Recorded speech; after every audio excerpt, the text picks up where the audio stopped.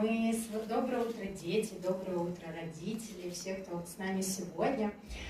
Мы с вами потихонечку, на самом деле, очень мимолетно подобрались к нашему последнему дню нашей смены. И мы с вами позавчера разговаривали о том, как быстро летит время, и вот он настал последний день.